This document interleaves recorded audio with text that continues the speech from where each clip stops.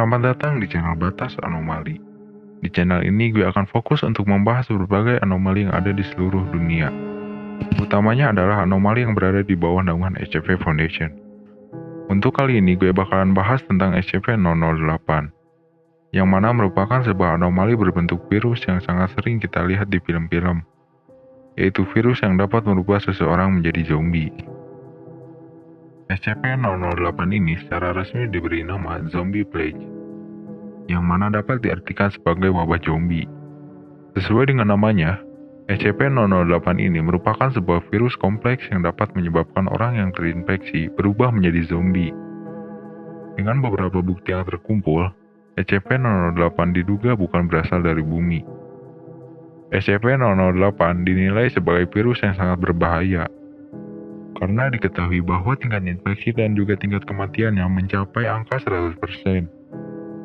Yang berarti, siapapun yang tertular virus tersebut, maka sama sekali tidak bisa disembuhkan.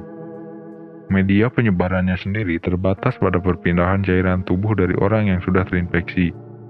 Contohnya adalah air liur dan juga dahak. Dikarenakan tingkat infeksi yang mutlak 100%, maka pihak SCP Foundation sebisa mungkin mencegah bocornya virus tersebut dari tempat penahanan.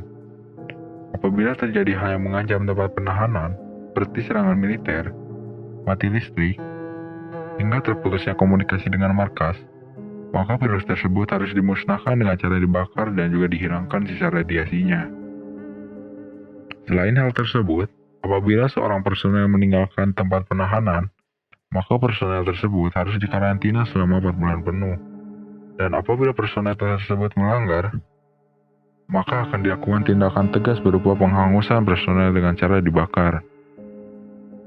Andai kata seseorang terinfeksi SCP-008, maka gejala infeksi akan muncul dalam waktu yang relatif cepat, yaitu tidak lebih dari 3 jam.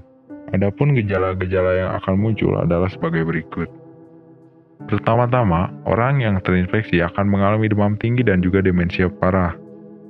Demensia sendiri bisa dikatakan sebagai sebuah kondisi di mana seseorang mulai kehilangan kemampuan berpikir dan juga mengingat. Setelah 20 jam terinfeksi, maka orang tersebut akan mengalami koma. Selanjutnya, sel-sel dari orang tersebut akan perlahan-lahan mati seiring berjalannya waktu yang mana dapat menyebabkan kegagalan organ. Seiring berjalannya waktu, maka sel darah merah orang tersebut akan meningkatkan kemampuannya untuk menyimpan oksigen, sehingga aliran darahnya akan melambat dan ototnya akan menjadi semakin kuat.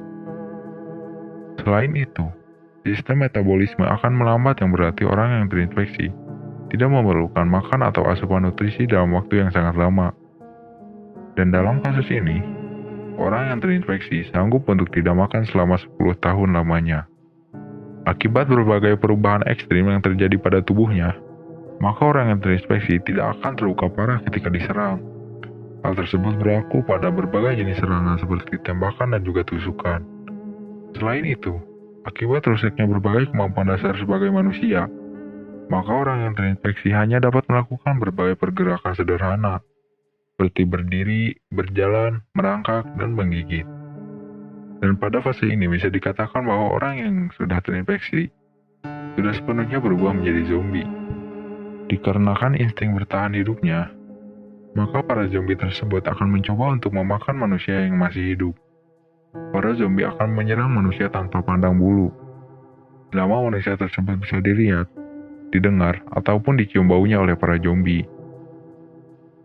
Dan karena hal tersebut, apabila penyebaran virus tersebut tidak terkendali, maka kehancuran bumi dan juga manusia jelas tidak bisa dihindari.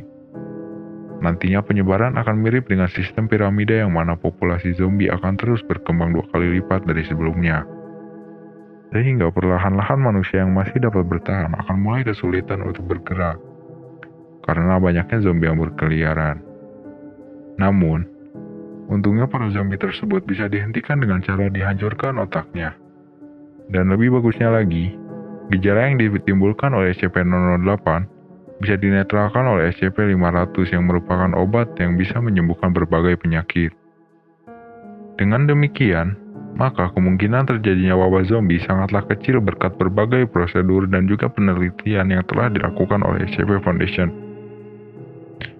Walaupun SCP-008 dapat menyebabkan kehancuran yang sangat masif, namun karena sifat yang tidak terlalu agresif selama tidak ada orang yang terinfeksi, maka SCP-008 ditetapkan sebagai SCP kelas Euclid.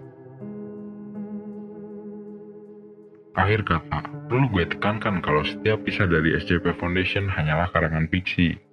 Walau begitu, jangan pernah lengah dan terus perhatikan sekitarmu karena banyak hal yang senantiasa berada di dekatmu. Mungkin sekian yang bisa gue bahas. Mohon maaf apabila ada kesalahan. Jangan lupa untuk klik suka dan subscribe. Terima kasih.